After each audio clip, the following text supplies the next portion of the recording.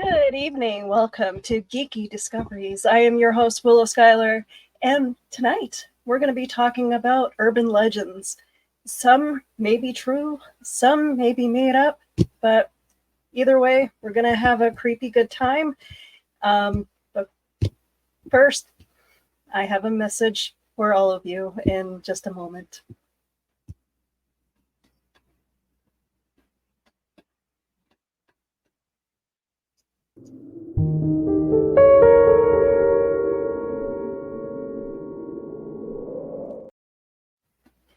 All right, before I bring up my co-host, I have something to say. Unfortunately, this week in my neighborhood, there was news that a cat murderer was on the loose. He got arrested along with his girlfriend, Chad Bex, and Irene Lima. Both Chad, unfortunately, has gotten off on bail for now. Irene is still at the remand center downtown. Look, cat murderers. As the crazy cat lady in my neighborhood, this hits a little too close to home because the guy lived in my neighborhood. It's creepy stuff, so please, I beg you, please do not let your cats roam. Otherwise, they may never make it home. And I'm going to make a big poster of that. There was a Facebook page made to honor the cats that have been killed by this couple. And there is a petition going around in hopes that we can get the Canadian animal abuse laws changed in order to make sure that these two pay the price of their crimes. So just wanted to put that out there because this is a very concerning issue for all of us in Winnipeg and everybody around the world who love their animals as much as I do. Please, Canada, you need to change your laws about the animal abuse. These two cannot go free. All right. On a lighter note,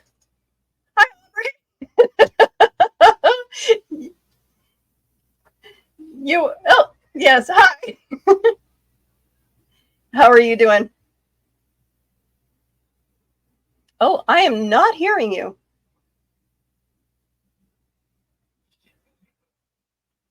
I hope that's not my sound. Let's try now. Is that better? Yes. Ooh, yes. Technical difficulties. Okay. I love the witchy hat you're wearing. Thank you. This is actually one of my everyday hats. It's one of my favorites because I am a very devoted member of the community. So I wear it quite often. I love your outfit, by the way. Thank you. I went to Halloween Alley yesterday. I went to a bunch of Halloween stores yesterday, but Halloween Alley seems to have more my size of outfits. It seems. Oh, you should do like a whole. Is there a stand and spin? Can we get a stand and spin? Hopefully, the wheels on my. Okay. Oh so, my! Oh, I love it. I will get the virtual background off so that you guys can see. So it's kind of a take on Elvira's dress. Let's not flash. Ooh! Oh my goodness! So very the belt is mine, but yeah. Oh, I love the belt too. So yeah. Very Elvira-ish. The slit is a bit high, so I gotta be aware of that. Well, yeah, yes, definitely. I'm shouting out the podcast to a few people, and excellent. I was like, oh, you know, I love that. I love your backdrop, that virtual backdrop. That is cool. I want that as a backdrop, like an actual backdrop for me. That's perfect. I love it. So, as a promise,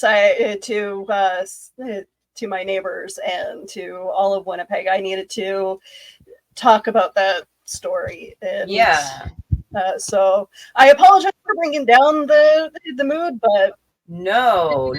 About, but I'm glad that you are here. How has your weekend been?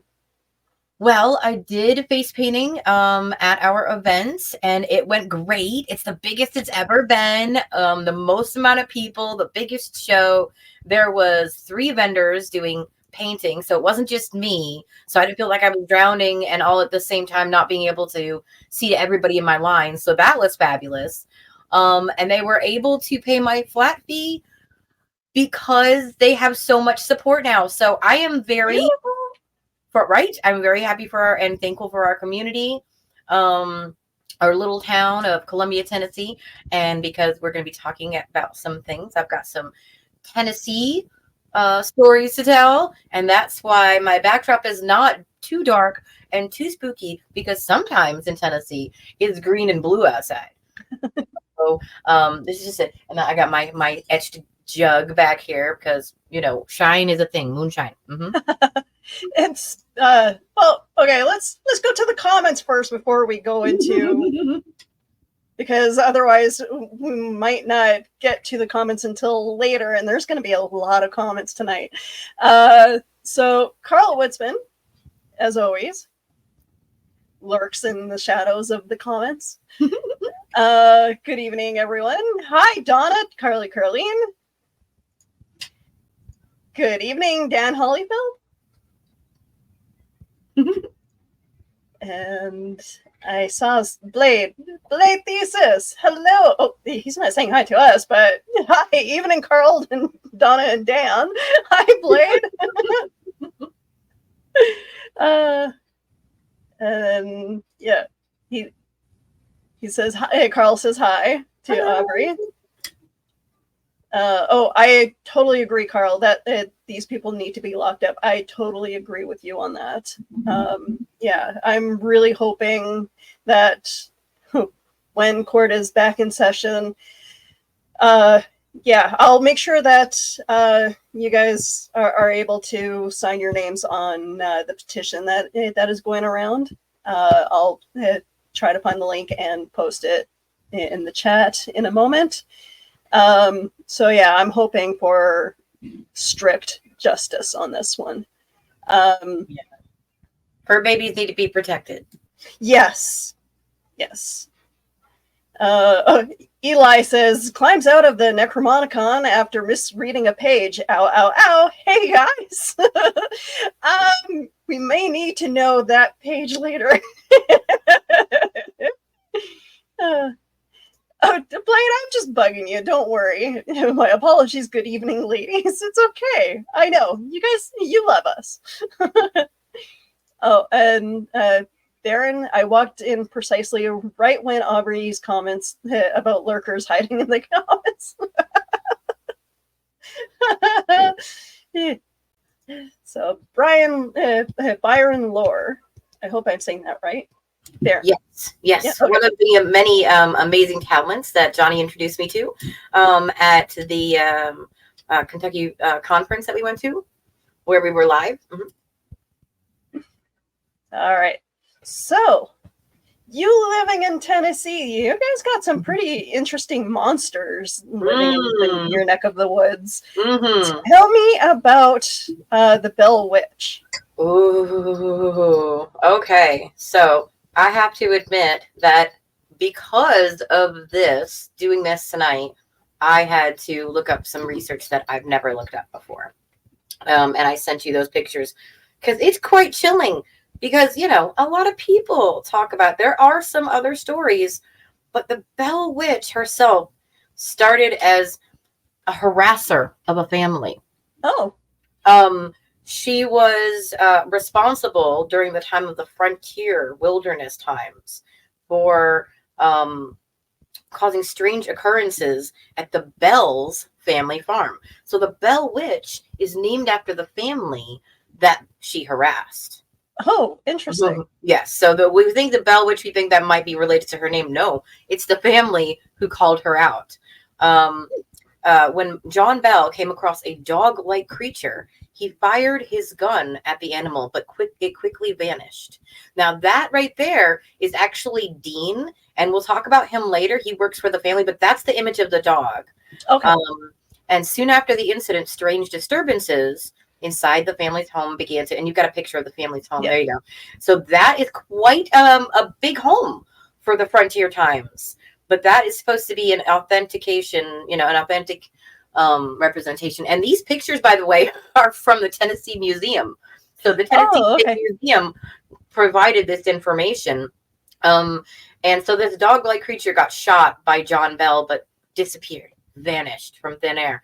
And inside the home began gnawing sounds, knocking sounds, chain dragging across the floor. And eventually the witch's activity became physical to the point of striking, pinching, and pulling hair of family members. However, most of the abuse was done to John Bell and his daughter Betsy Bell. The witch began speaking in full conversations with family members. Oftentimes it directed insults and threats at John Bell himself. When asked about who or what the witch was, it responded, "I am a spirit. I once was very happy, but now am disturbed and made unhappy." Now, if you go back to another picture of the gentleman, that gentleman is actually an enslaved man named Dean, and he encountered the witch several times. Reportedly, he said that the witch usually took the form of a dog-like creature that sometimes had two heads. Dean admitted that soon after these encounters, he began carrying around a witch's ball made by his wife to protect him from harm. Some families and neighbors experienced unusual encounters. One incident involved a family friend named William Porter, in which he supposedly grabbed a hold of the witch and attempted to throw an invisible entity into the fire, unsuccessfully, as the massive weight and terrible odor of the witch were too much for him to bear. Oh my God. So 3 years of nonstop harassment, physical health declining in John Bell, and he became bedridden and eventually passed away. Like in 1820, in December, his family believed that the Bell Witch had caused his death by giving him a kind of poison. It was even said the witch had crashed his funeral and sang cheerful songs during the ceremony after his death.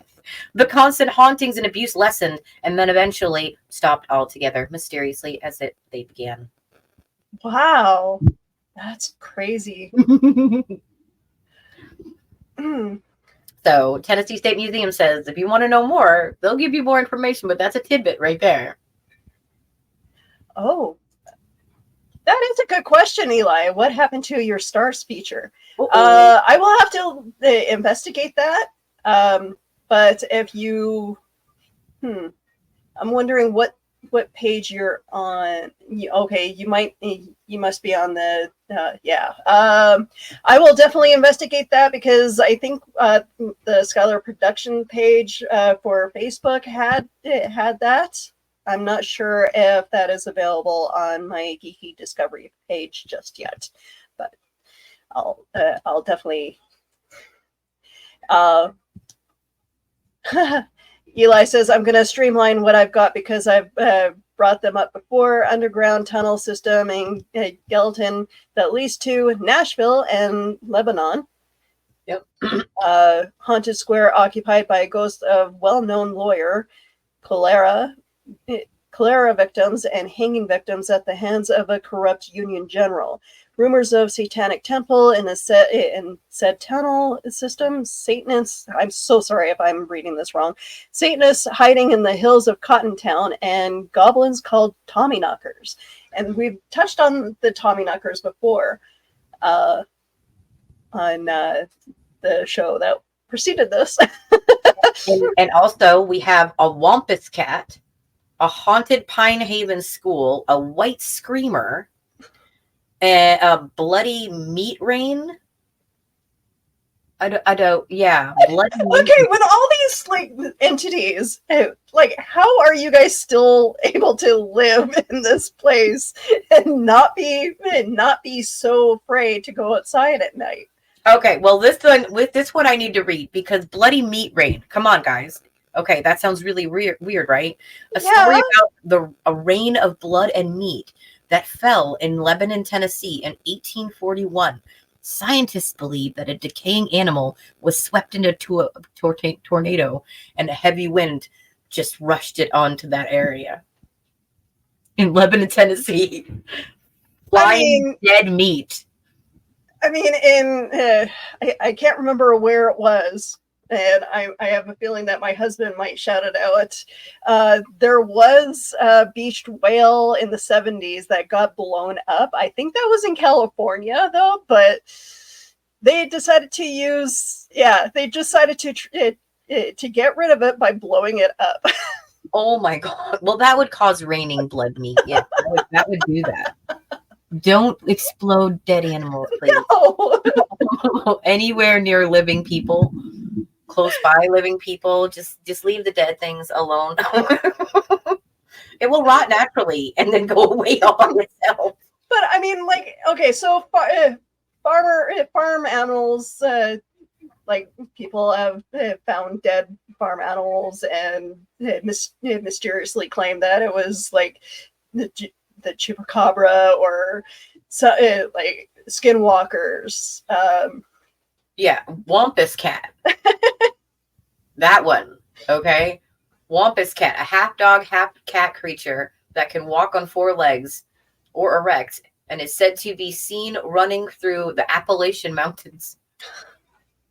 No, I don't know how we're living in Tennessee. I don't want a Wampus cat in my backyard. Moonshine will protect me. It will. And then there's like the Canadian myths of, don't travel at night because you could be eaten by a coyote, which in my neighborhood, there have been coyotes spotted. We have all kinds of wildlife. Although I haven't yet seen like an actual raccoon in person, but I've seen them scurry across the road a few times, but never actually like face to face. I'm sure they're really cute, but those little creatures, are fast little buggers. Skunks are just as bad. But yeah, that's the wildlife that I deal with. Up in Canada, I wouldn't want to deal with anything like the cattywampus. Okay, so that's the Wampus cat, but there's another one called the White Screamer, a story about a wild creature that would make a family of 9 with wake a family of 9 with piercing screams every night. The story takes place in the 1920s in a hollow near the small town of White Bluff, Tennessee. Huh. So a creature, an unspecific screaming. I mean, that sounds like a screech owl, maybe, or maybe Probably. saw something. I like this. Dan says it's Tennessee. You can't outstubborn a Tennessean. No, that's not a lie. As a pagan friend, I've actually spoke to this Lord Ghost because I actually knew him in life. Interesting. Okay. Huh. Okay. Thanks, Eli. Free advice after life, right? You can't charge for the afterlife price. It's Eli says a Wampus cat, a favorite among fans of old Gaza of Appalachia. Crazy. I don't. Raccoons. Raccoons are everywhere in Tennessee, says Kellyanne. Hey, here's someone I haven't talked to in a long time. Hi, Keisha. Hello, beautiful people. Eli says once read a green text on YouTube about a cult that worships unicorns in the Appalachian Mountains. Oh. I would like to visit there. Do you make art? I feel like you have to be very careful of, what you talk about when it comes to the Appalachian Mountains, because you might, it's like saying Bloody Mary way too many times and Ooh. her coming through the mirror. Yeah, I would actually like you to chat a little bit about that, Yeah. 'cause I only know a little bit about from when I was a teenage girl, and people, I don't know what it is with teenage girls. Does anybody understand what it is with teenage girls and trying to summon this? Because, Gary and His Demons, it's a funny show, and in it, Bloody Mary is hilarious, but in real life, she sounds frightening. Why would you want to summon her? Please tell us more about this Well, frightening see, and and I terrifying tried person. looking to see where this story came about. And okay, so apparently there was these cards that people would get uh, uh, on Halloween. Look in the glass, your future husband's face will pass. And there was another one that I found, a happy Halloween. He is your fate, whose face you've seen in the mirror's face on Halloween. So That somehow sounds like a that spell. spawned up the myth of seeing Bloody Mary in the mirror. And I remember it was, take a light in the bathroom, say her name 3 times, I believe. It seems to change depending on who's telling the story. And she comes through the mirror, tries to murder you, or you see images of, your face distorted, or you may see your death. Um, but again, it all depends on who's telling the story of who Bloody Mary is. Bloody Mary is a legend of a ghost, phantom, witch, or spirit conjured to reveal the future. She is said to appear in a mirror when her name is chanted repeatedly. The Bloody Mary apparition may be benevolent or malevolent, depending on the historic variations of the legend. Bloody Mary appearances are mostly witnessed in group participation play. The ritual. Historically, the divination ritual encouraged young women to walk up a flight of stairs backwards, holding a candle, and I would not be able to do this. I am not graceful at all. Walk up a flight of stairs backwards, holding a candle and a hand mirror in the darkened house. As they gaze into the mirror, they were supposed to be able to catch a view of their future husband's face. There was, however, a chance that they would see a skull or a face of the Grim Reaper instead, indicating that they were going to die before they would have the chance to marry. Interesting. In I the love that. ritual, yeah, in the ritual today, Bloody Mary allegedly appears to individuals or groups who ritualistically invoke her name in an act of oh, cata, oh, cato. I am so sorry. I can't. Catotremancy. I'm gonna post this in the chat because the smart people in there will know what I'm talking about. It is spelled as Cotoptromancy.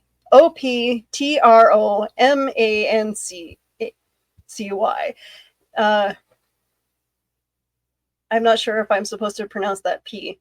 Catotremancy makes more sense. This is done by repeatedly chanting her name into a mirror placed in a dimly lit or candlelit room. The name must be uttered 13 times, or some other specified number at times. The Bloody Mary apparition allegedly appears as a corpse, witch, and ghost that can either be friendly, evil, or a demonic spirit, and is sometimes seen covered in blood, hence the name. The lore surrounding the ritual states that participants may endure the apparition screaming at them, causing them, cursing them, strangling them, stealing their soul, drinking their blood, or scratching their eyes out. Some variations of the ritual called Bloody Mary by a different name, Hail Mary and Mary Worth, are popular examples. The modern legend of Hanako-san in Japan strongly parallels the Bloody Mary mythology. Oh, Hanako-san, yes, that is very She has this hair that just comes down, and it very much reminds me of the imagery that they put for Bloody Marys. It's quite creepy.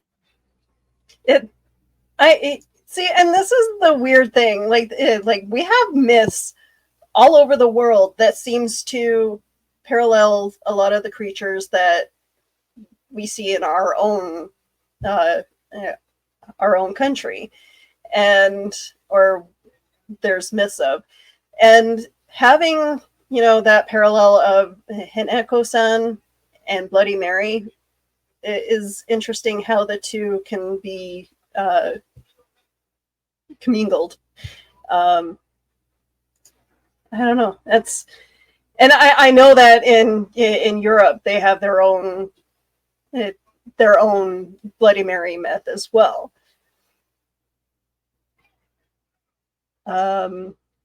So phenomenon explanations: staring into a mirror in a dimly lit room for a prolonged period of time can cause one to hallucinate. Facial features may appear to melt, distort, disappear, and rotate, while other hallucinatory elements, such as animal or strange faces, may appear.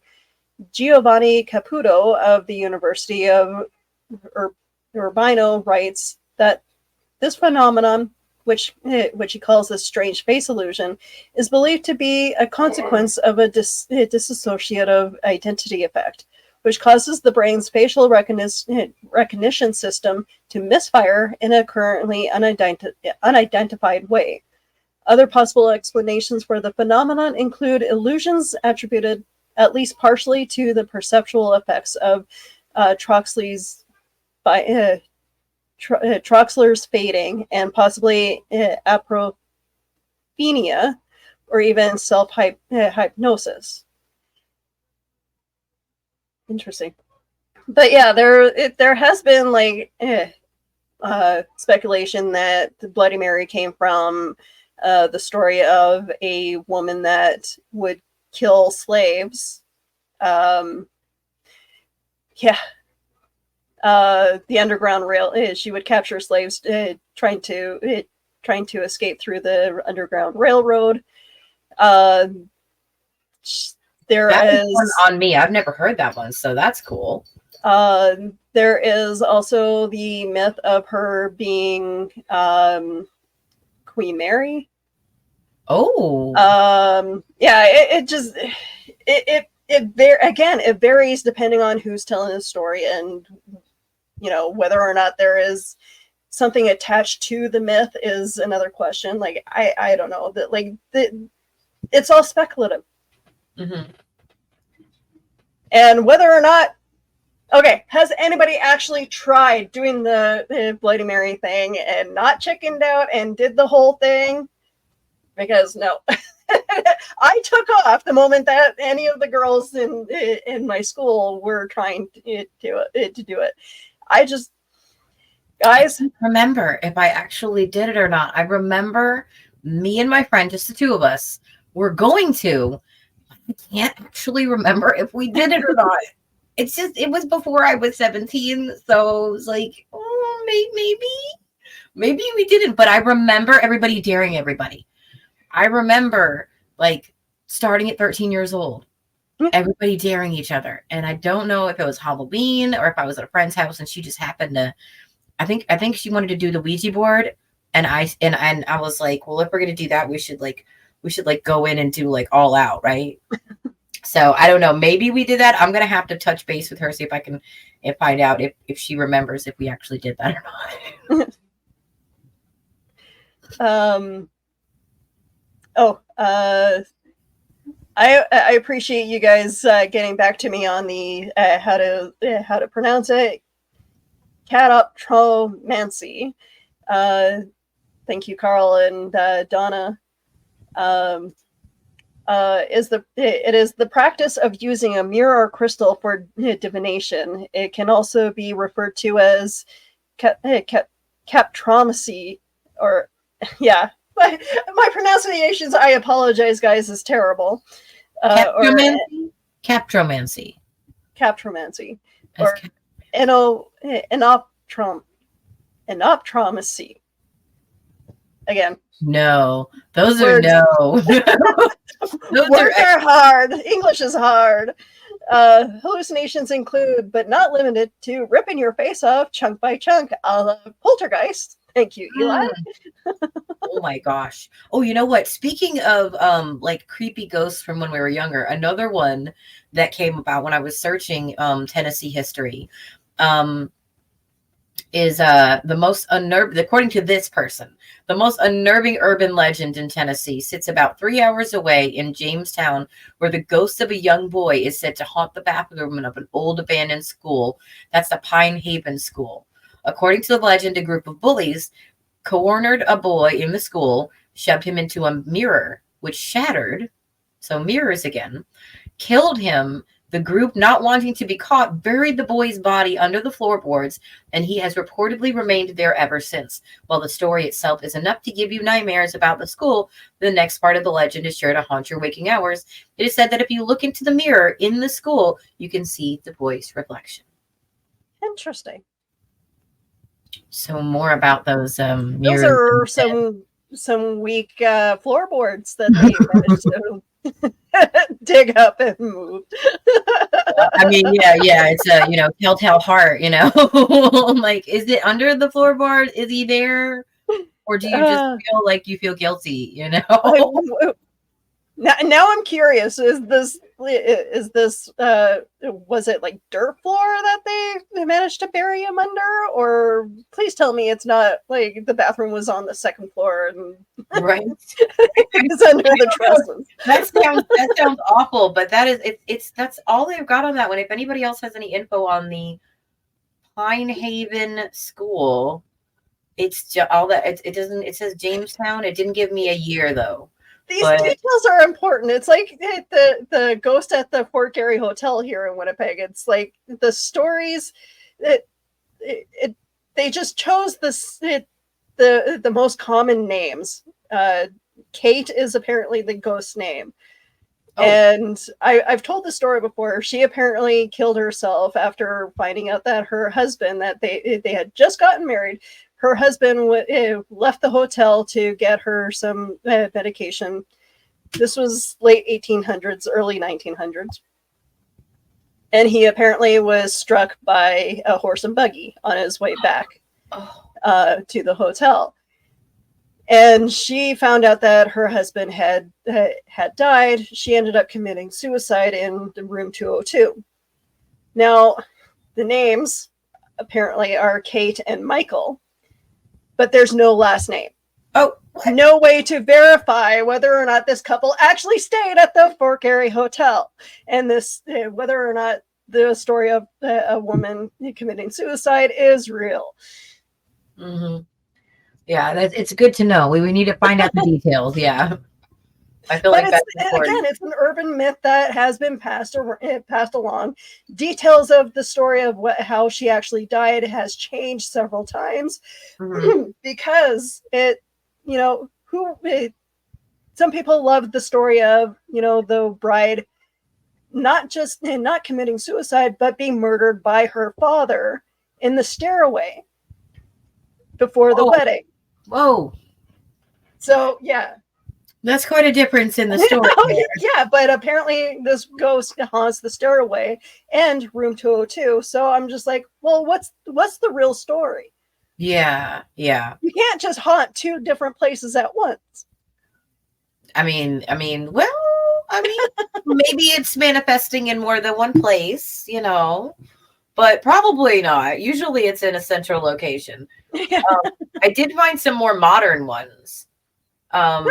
So in the 1980s, when we were younger, a couple reportedly cheating on both their spouses with each other was traveling down Sugar Flat Lane in Lebanon, Tennessee, when they allegedly hit something or someone with their car. It was about the height of a man, or perhaps slightly shorter, and covered in fur rather than hair. The legend says that the man opted to bury the creature, either decapitated it from the start or returned it to the burial site to retrieve the head later, where it was preserved by a taxidermist and put on display for decades in the now defunct antique shop in Lebanon. Huh. What? We had oh wow, wow. I gotta ask people if they know about this. That is new to me as I read it. I was like, what? Lebanon's not that far. Wait, we should ask Johnny if he knows about any of these. I mean, he does ghost tours. So might be a new tour that he could possibly do for maybe next year's tour. I'm saying there's some good ones. We've got a werewolf supposedly in Dixon County, Tennessee. Yeah. It's the legend in Dixon County, 1860s. A passing circus train either stopped unexpectedly or derailed just outside of Burns Station, Tennessee. Many of the circus animals escaped into the surrounding countryside. One of the creatures in the circus was said to be a pair of men known as Wolfmen of Borneo. They were reported to be half man, half beast, and were never recaptured. Wow.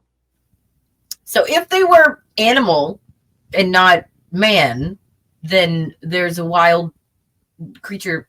And if they were men and they were like enslaved into working for the circus, they're free. Either way, there's something wild out there that lived there for a while that got loose from a circus. Man or beast, we don't know. So Killian says, I did not finish the spell or chant, and I had nightmares of a face for a week until I looked up a book on her in the library. Ooh, interesting. Speaking of Bloody Mary, yeah. Okay. Eli says he hasn't tried it, but metaphysics taught me anything. It really depends on what Mary you intend on summoning. Ooh, so intention matters when you summon her. Eli says, about the kid that in that school, and the parents didn't bother asking where the kid was. I know, right? Well, I guess they must have found out after he was buried. And they didn't see him anymore. Ooh. I tend to stay away from mirrors, says Dan. My other people tend to look back at me through them.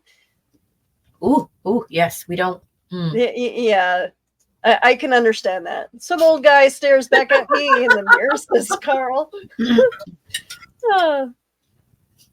Hi, Eric. Hello.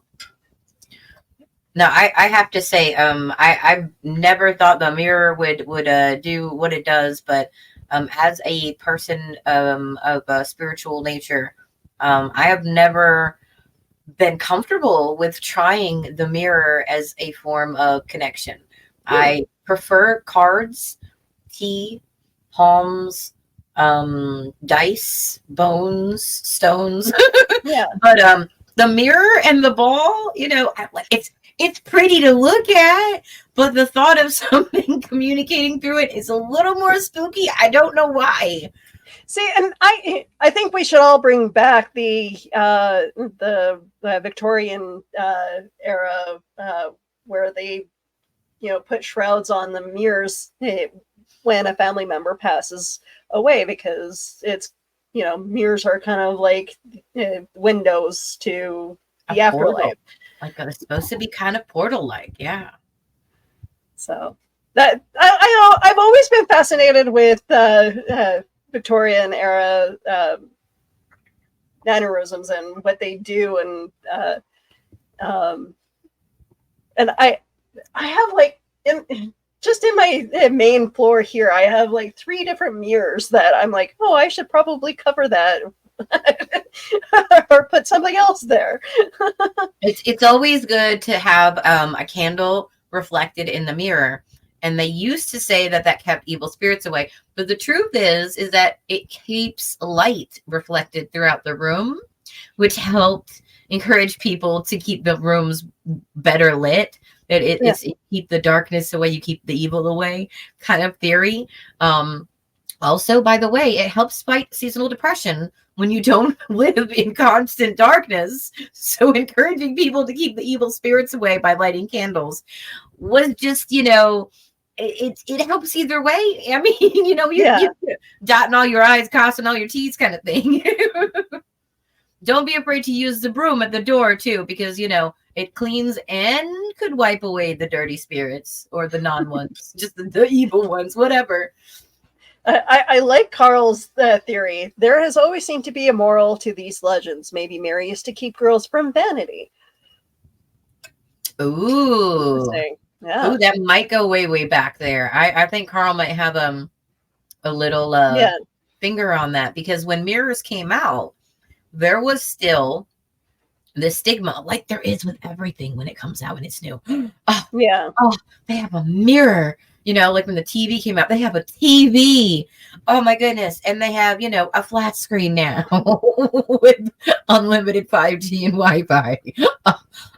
The audacity. Eli says, when it comes to ghosts actually haunting more than one place, it really depends on the energy and attachment the ghost had to the place in life. Mm-hmm. And see, that's the thing about the Fort Garry Hotel ghost is, other than her having her wedding there, there's no real connection to her and the hotel. But I mean, why would you? Well, I mean, why would a ghost want to haunt the hotel? Well, what is it? If it was the best thing in her life, for no real connection.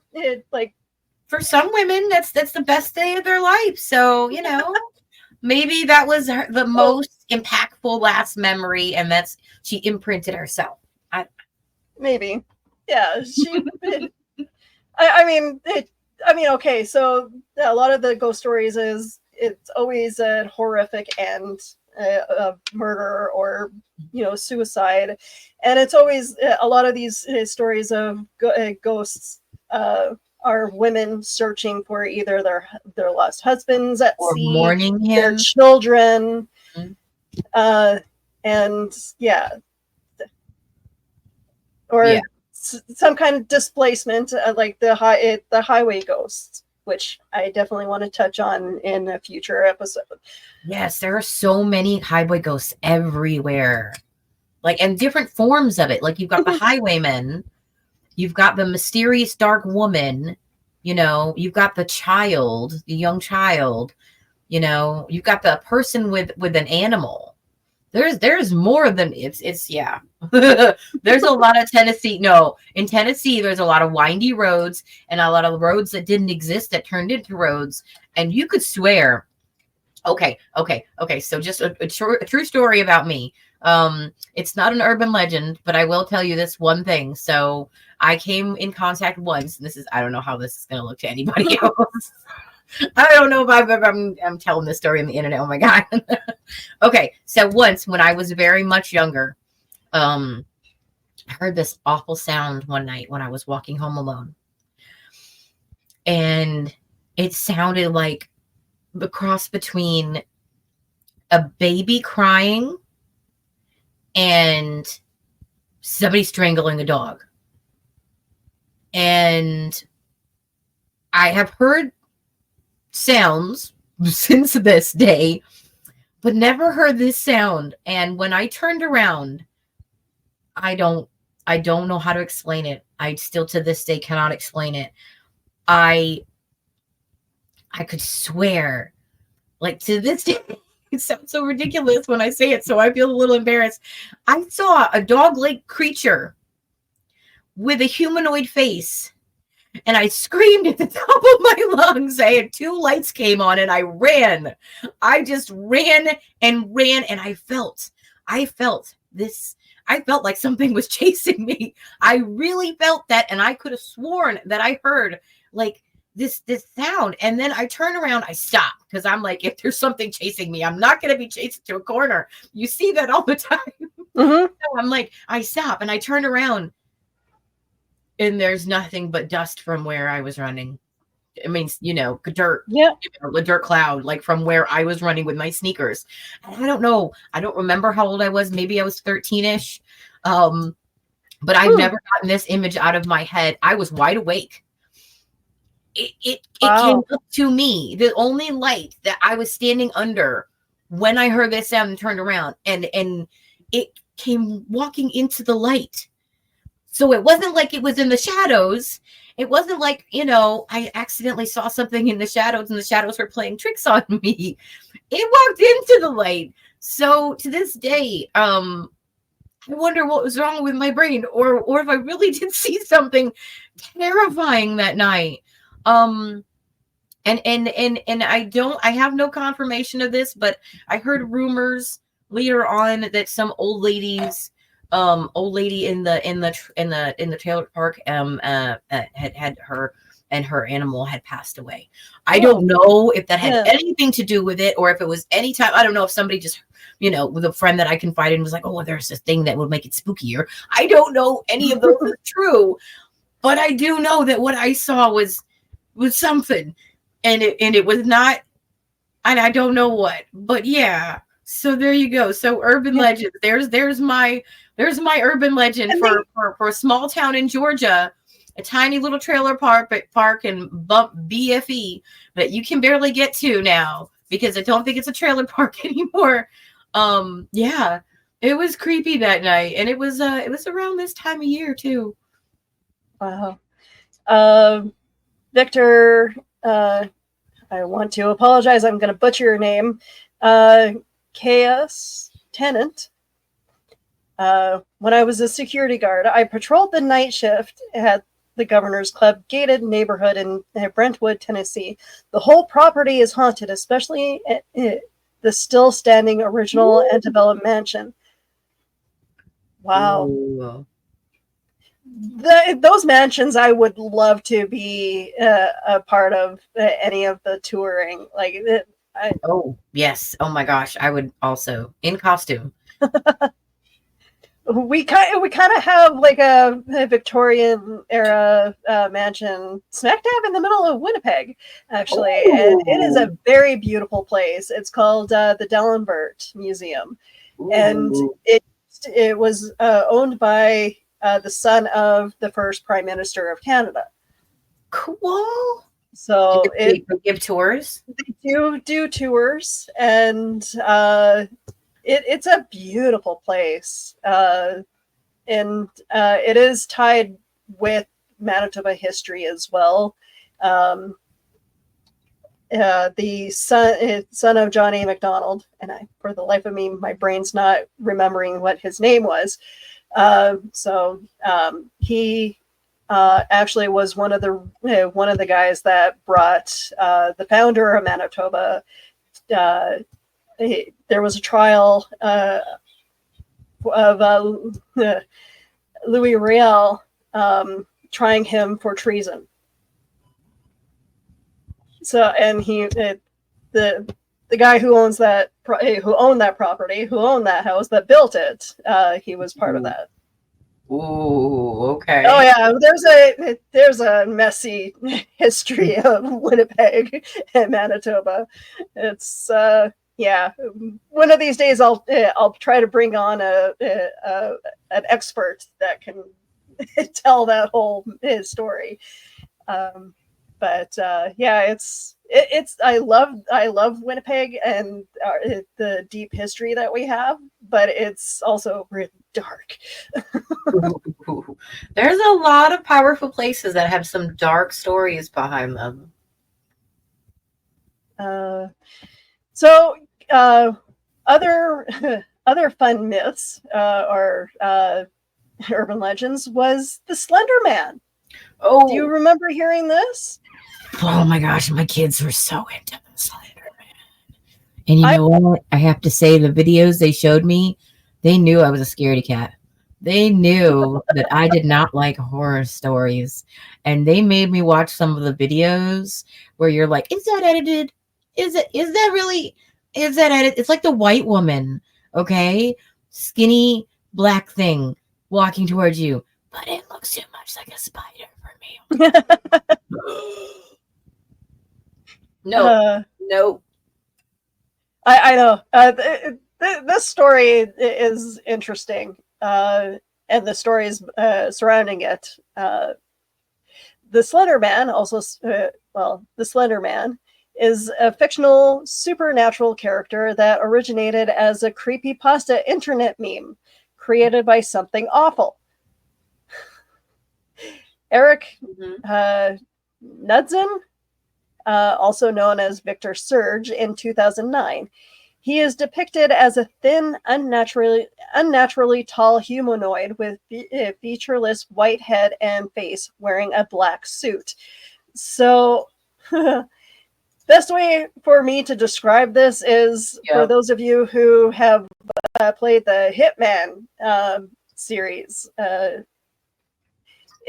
He looks like the Hitman, Agent 47, but in other pictures I've seen him actually wearing a red tie. Oh, so he looks bald. He's wearing a suit. He apparently has tentacles in this picture that I'm showing. No, I don't want to get anything like that if that is what I encountered that night, I think I would have died of fright. Though no, like more legs than spiders is not helpful. But see, and that's just it. It starts off as an internet meme, and it spawned up all these different stories of people saying that they actually saw it. Bad things happened when they saw the Slender Man appear. Because the Slender Man's fictional mythology has evolved with an official canon for reference, his appearance motives, habits, and abilities are not fixed but change depending on the storyteller. He is most commonly described as a very tall and thin, with unnaturally long tentacle-like arms or mere tentacles, which he can extend to intimidate or capture prey. In most stories, his face is white and featureless, but occasionally his face appears differently to anyone who sees it. He appears to be wearing a dark suit and a tie. The Slender Man is often associated with forest and or abandoned locations and has the ability to teleport. Proximity to the Slender Man is often said to trigger a slender sickness, a rapid onset of paranoia, nightmares, and delusions accompanied by nosebleeds.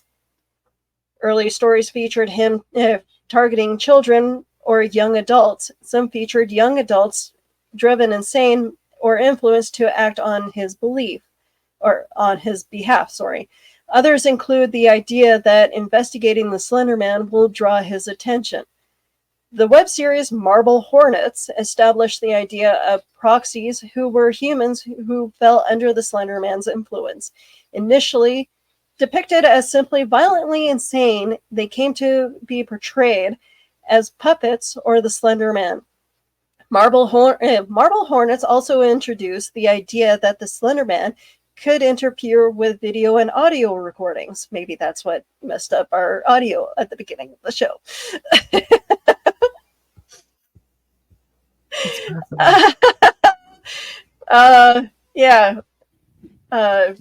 It became a common trope of Slenderman fiction. Graphic violence, bloody horror are uncommon to the Slenderman mythos, which many narratives choosing to leave the fate of the victims obscure.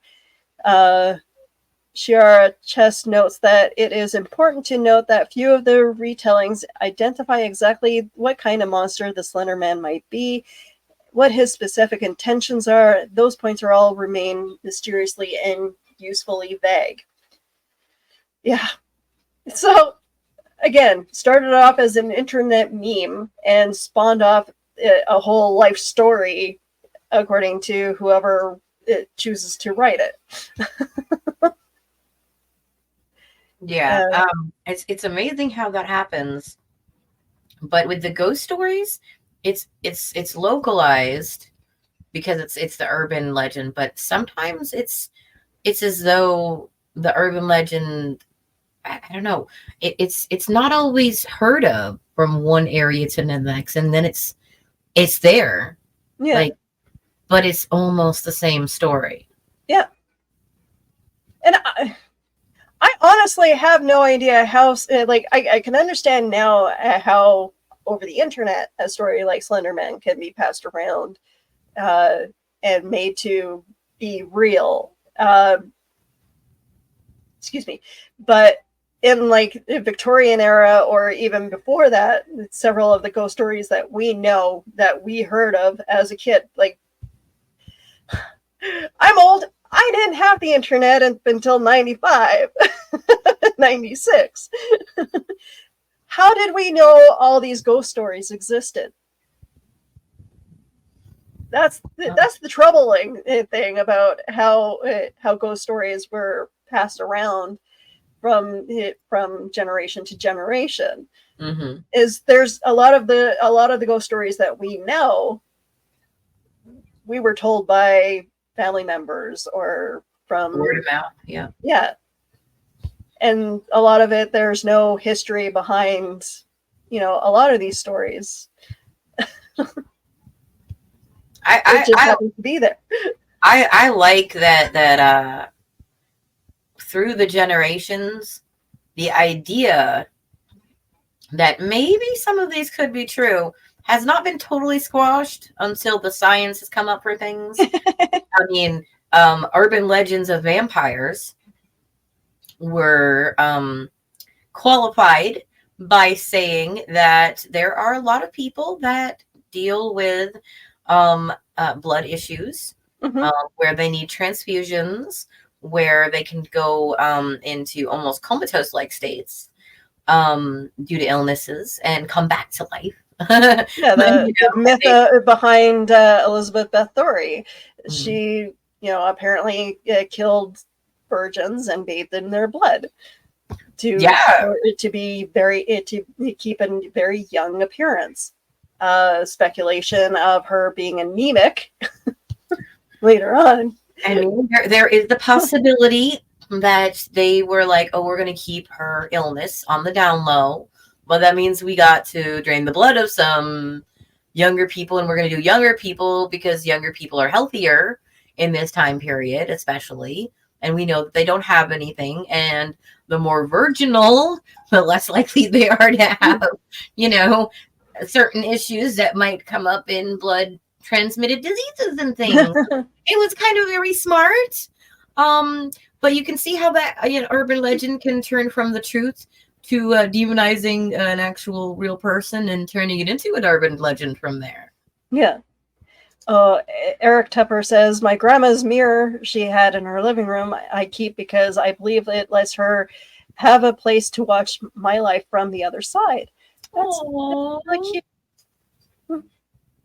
It's very sweet. Blade says, oh, I could tell an interesting story about mirrors. I will, if you ever want to be on this show, Blade, I would love to have you on. Eli says, myths and morals have power, and a little bit of both have been lacking.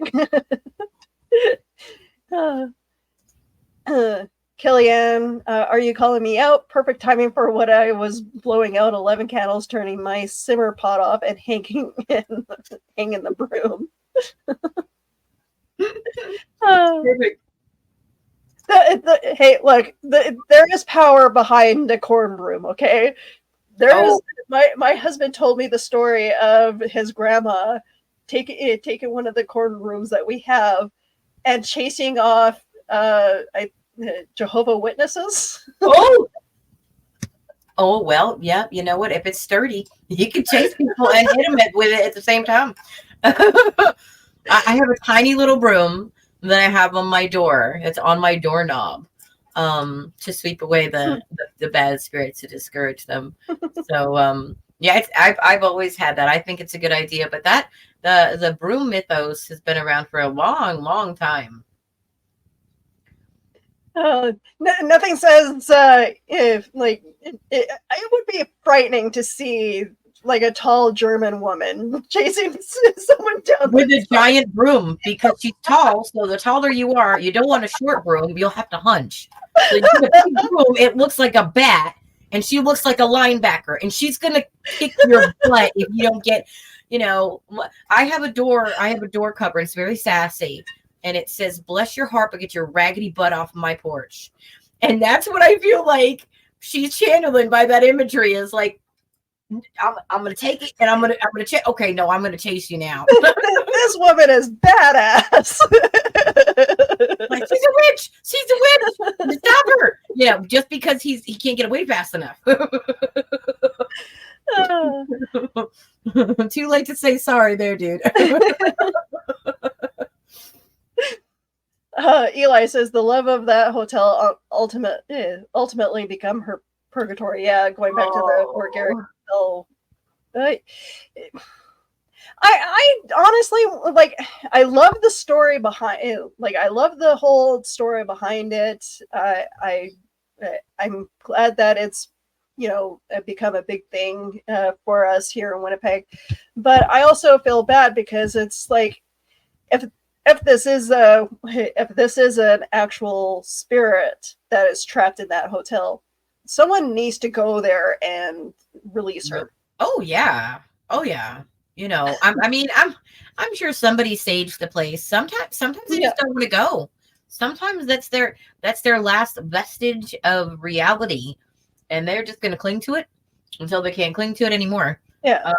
I don't know. There's some spaces I've been like, oh, okay, this looks like a good place to live. Go in the door. Nope. No. No, I don't care if there's gas coming up from the ground or if it's a real poltergeist. I'm not living there. There's some bad vibe, something that's making my whole everything go, this is a bad space to be, and I'm going to exit stage left. I'm not going to make that turn at Albuquerque. This is no. Yeah. This is a no. Okay. I've gotten that feeling not just from old places, but from fairly new houses being built, and I'm just like, no, there's just something that's living there that has that energy, and I stay away from that. That's fair. Someone asked me to do a reenactment on one of the battle sites once, and I don't know if it was just where I was as a person, emotionally, but all of me did not want to go to that space and do that reenactment.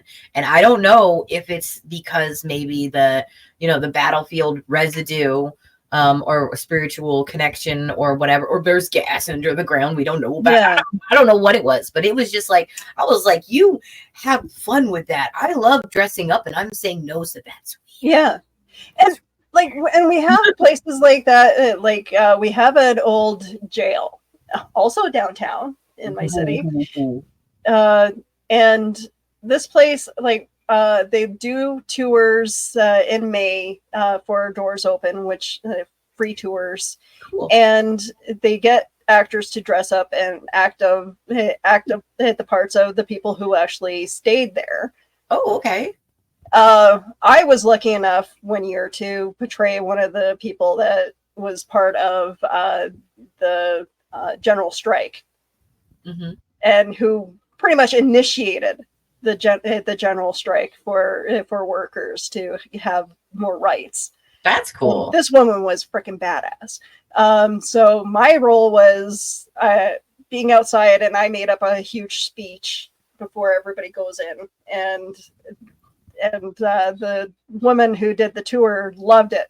But going to the place prior to taking part in the tour, there's an energy of that place that you can feel the sadness, you can feel the dread, and it's a sad place to be around. And if you aren't grounded, if you aren't, prepared to spend a day in that place, it could definitely affect you.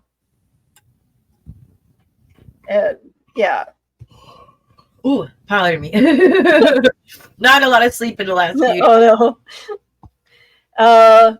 Okay. No, talking about spooky things, though. It's very the new urban legends, I would say, aren't more frightening than the old ones, because the whole thing that really makes an urban legend frightening is it's realistic. Yeah. Because it's not some fantasy world. It's not written by some writer most of the time. It's hearsay a lot of times. And with the internet, with like Slender Man there's not just a story, there's visuals, there's, Mhm. and then people go, wait, did I see that once? Wait, was that something I saw that day? Like I saw this thing, but I never made the connection. So it's kind of like, are we educating ourselves with that, or are we creating our own legends that come to life? And the dynamic of the power of thought and the power Yeah. of what if is what really drives, back from the hook in the door with the date, or the man they ran over, or the hitchhiker coming back to life to come to chase them and kill them, or Yeah. all that stuff goes back to the first era of having, normal people have cars. Like, so some of these legends just Speaking never of go away. speaking of urban legends of people who have cars, there's a movie coming out, The Man in the White Van, and Oh, we've every city, every place has that story of trying to trying to keep kids safe by telling them, look, there are people out there, there are monsters out there that could hurt you. Beware of the man in the white van. And you do see that a lot. Okay, well, this is a bad depiction of it, but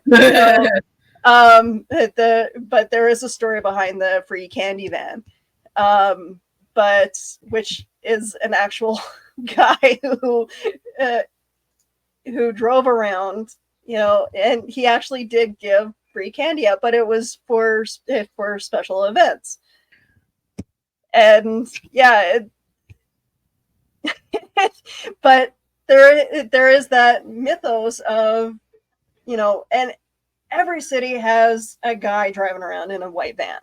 Well, yeah, or well, in Tennessee, the roofs, we always got to fix these roofs because of the hail damage and the tree damage and the tornado damage and every kind of damage. So there's always a white van with a ladder, always. Yep. And I'm like, if I was a Tennessee kid, I'd be like, which white van, Mom? Exactly. Like, which one? but There's. I think in my neighborhood, there's at least 3 white vans that I see driving around on a daily basis. And it's like I remember seeing a comment on my neighborhood communication board stating, like, one guy's like, oh, there was a white van hanging out at around the school, and I'm just like, he probably was working in one of the houses. He's probably a cleaner. Right? It's like, get a sticker for your van, guys. Or gals.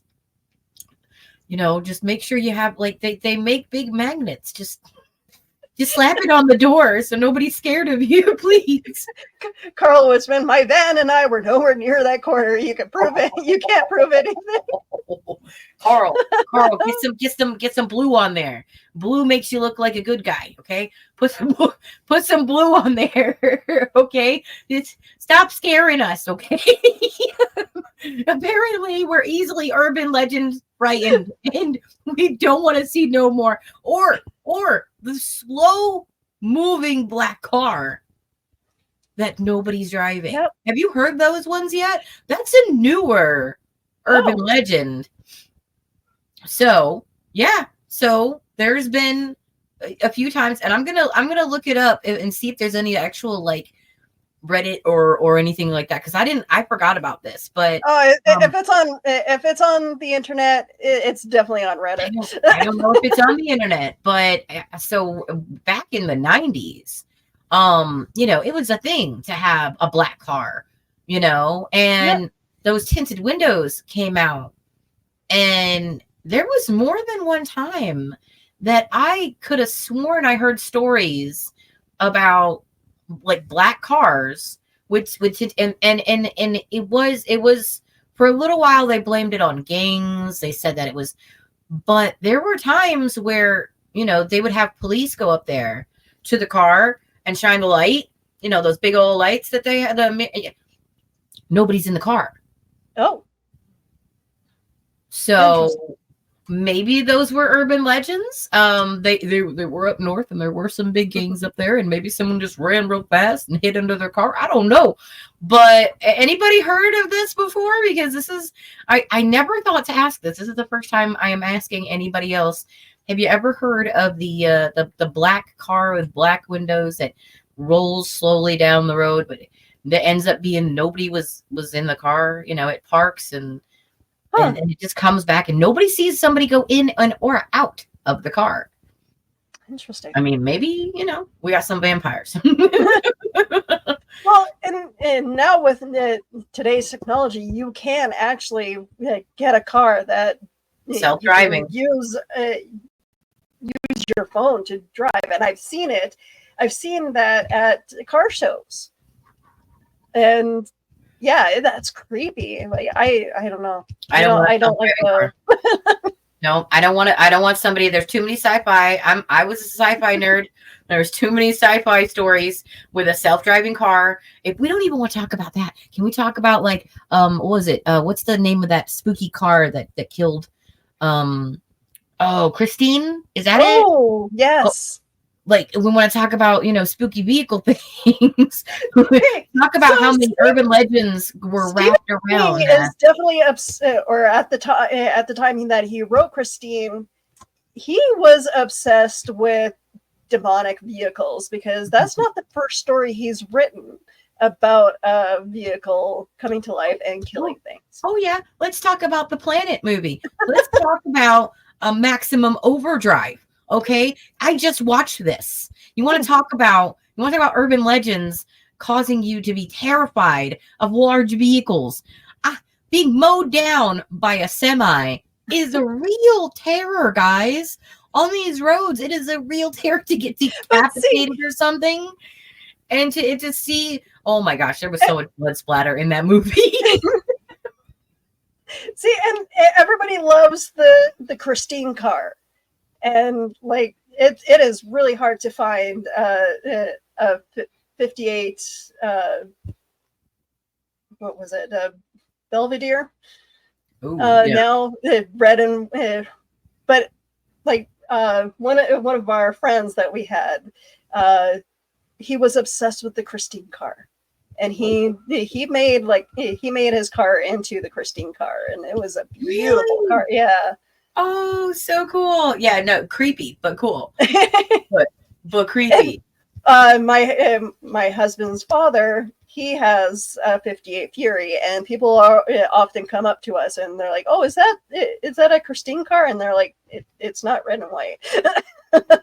So the thought of being killed by your vehicle, you know, in Maximum Overdrive, they also are like, you know, a woman's cut by a turkey blade, an electric knife. It's like they're like kill it. They're like, he's hammering it. It's still going. That moment was a little too ridiculous and hilarious. But 10 million, you know, tons of all of these trucks bearing down on all of these human beings. You should see, if you haven't seen Maximum Overdrive all the way through, anybody who's watching. Yes.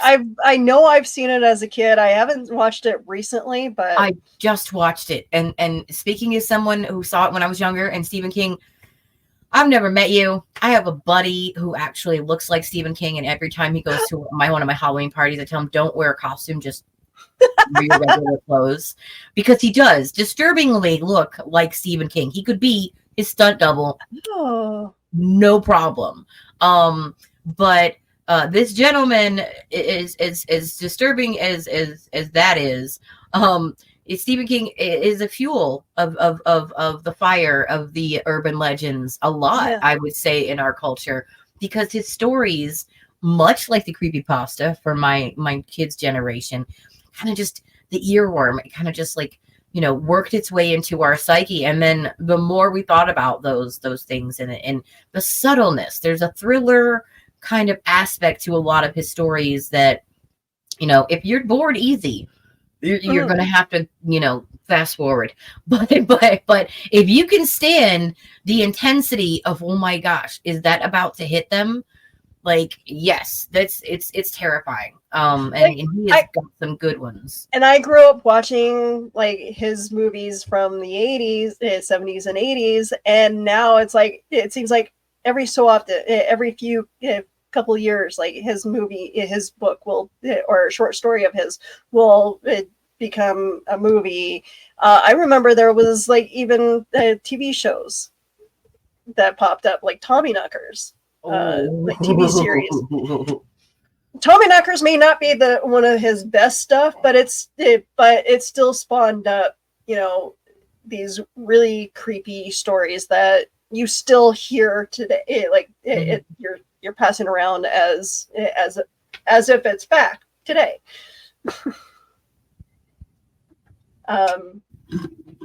And R.L. Stein. I don't feel like he gets enough love because from my generation. No, you're right. His stories, like I loved Goosebumps, but I absolutely loved the Fear Street stories. I feel like R.L. Stein did do an amazing job, and I mean the one that people, Scary Stories, the one that I think it was Scary Stories. No, it was R.L. Stein, The Mask.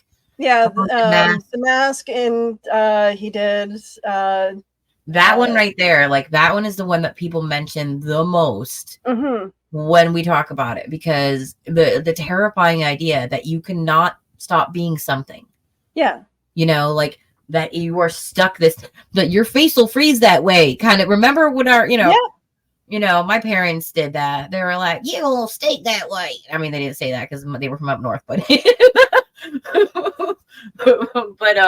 yeah, the idea that your face can be stuck as someone else and then people will no longer see you as you is terrifying.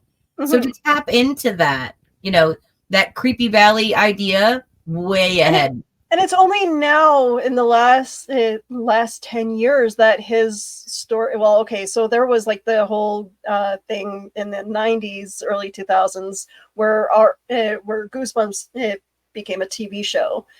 Oh yeah. But now it seems like a lot of his stuff is starting to become more popular because of Netflix. Oh, well, it's also because of the generations, the 80s and 90s reboom. You know, all of that, the fashion came out, the Goosebumps t-shirts. I bought my kid one because I was like, I know you, and I know you read them because I didn't want you to read them that young. And so I know you read them, and I read them. And so, yeah, I got I think it was the creepy theme park one that I bought her. But that's another thing. The R.L. Stein, the Goosebumps series, it felt like it fueled that urban legend, genre in a big way. It kind of like didn't leave a gap, honestly, that much, because it became an obsession for a lot of people. I knew very few friends that didn't have at least one of those books. Yeah. So there is a new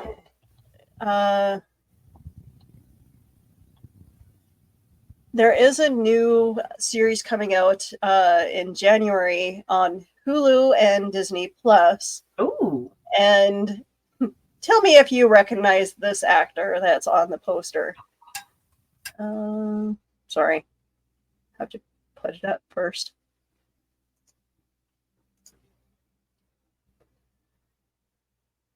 All right. Oh, yes, I've seen this. Oh, I'm so excited. I won't deny I am excited about this. David Schwimmer. That imagery is terrifying all by itself. That is David Schwimmer. I know. And we know him from Friends. He hasn't really done much. But I'm excited for this because they're touching on the vanishing. And the poster is definitely terrifying. It's David Schwimmer's classic confused look. And it's almost like he's being torn apart by some inky substance. Or like exploding from the inside. Yeah, it's terrifying looking. But he actually, though he did seem to disappear relatively, he did do a few cameos here and there. I did love Friends, and I was very intrigued by how the different people branched off. He's a Carrie very good writer. Like he kind of disappeared there for a while, but he became like more of a writer. Broadway. Yeah, he became, he was already stepping his toes, fingers, and a lot of other pieces of him before Friends ever ended, with the money that he was making, into Broadway. And then he kind of like went full force afterwards. But they lost one of their beloved, we lost one of them. And Matthew Perry. It's Matthew Perry, I have to say, is I'm, it's like Robin Williams. It's like, why? Yeah. It's so sad. And I'm hearing the testimony from the rest of the group, the main, he never really, he had a broken heart, and it never really healed, and he could never really envision himself being happy outside of that. And unfortunately, drugs and alcohol, it has their long-lasting effects on a person as well. Yeah. I have often said this too, though, where sometimes it feels like there is a serial killer in Hollywood, and whether or not that's true, but in the back of my mind, because it's like you don't want to accept someone's death, and there are several deaths from over the last years that just seem very strange. Yeah, I feel like his was definitely, one of those where if I didn't know how depressed of a person he was, if I didn't know how sad, same thing with Robin Williams and a few others, then I would say, somebody murdered them. But in his case, definitely in Robin's also, I feel like the serial killer is in the murderer in this is depression. Yeah. And being part of the fall season, it's real time of year right now for us to worry about, the blues. And so just a side note real quick, sorry, Willow, if you are experiencing the holiday blues, or the, when it gets darker like this, please, don't let it get dark on the inside. If it's up here and it's in here and it's, reach out. I'm always willing to talk to people. I'm a good listener. So also, if you need someone to talk, I'm here. Yeah. Also, please do not be afraid to believe that you are brave enough that you can reach out to a real professional if you need it also, because sometimes it just takes a minute. It seems terrifying, just as these urban legends do. But the truth is we don't want you to become one of those urban legends. We want you to stick around and keep watching and to keep hanging out with us and talking to us and being a part of this community that we love. And so during this time of year, no matter how scary it might seem, promise that it is worth keeping going. And there are those of us who will help you and encourage you to fight your inner demons, as well as the spooky ones that might visit us during this time of year on the outside. And as promised, I have the link to the Justice for Cats Found Dismembered and Dead in Apparent String of Violent Attacks. Please sign this petition, or sign this because we need petition signatures to ensure that the animals that have been killed by the evil couple that sadly live in my city, we need justice for the animals, and these guys need to stay in jail, or have strict laws put against them so that they can seek treatment and they aren't released to the public until that treatment is I'm going to say forced upon because they need treatment. So here's the link to the. I'm posting in the chat. Please sign the petition, and hopefully we can get justice for the animals that were unfortunately tortured and killed. That being said, I'm sorry for breaking down the conversation again, but you guys, thank you for joining me, Aubrey. Where can we find you on social media? You can find me right here on Miss Kindred Ivy on Instagram all the time. I'll be posting stuff about Back at the Cereal Box and, of course, Geek Discoveries and Cosplay Cafe when I am on there, which I just was on Friday. So check out that episode if you haven't seen it yet. I was McGonagall. So that was fun. Yes, I got to, that was a gift from Cosplay Cafe. They gifted me a hat so that I could complete my McGonagall cosplay in honor of our wonderful actress that we lost just recently, Dame Maggie. And so I wanted to give a little shout out to her also and say thank you to everybody that's watching and happy spooky season. This is my last episode on any podcast until November.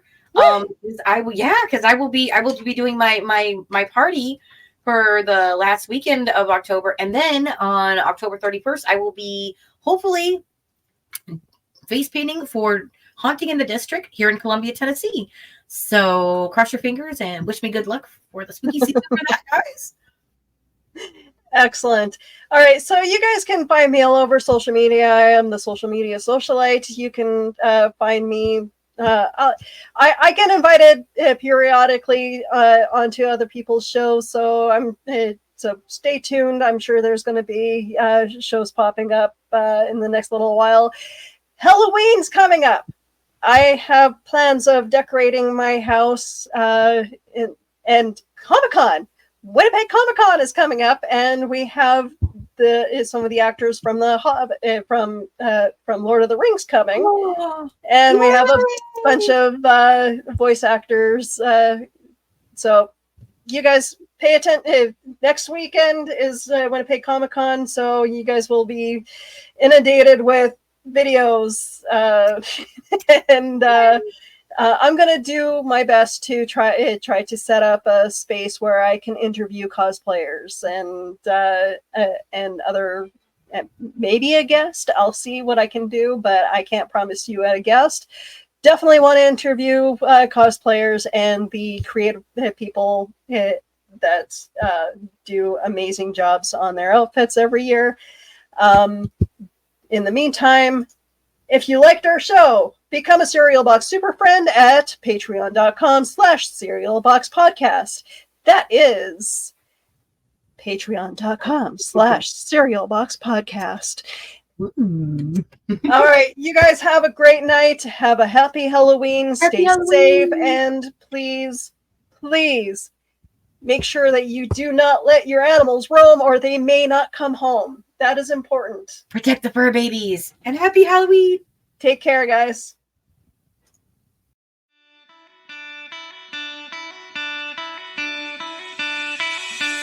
It's like Coca-Cola, Levi Strauss.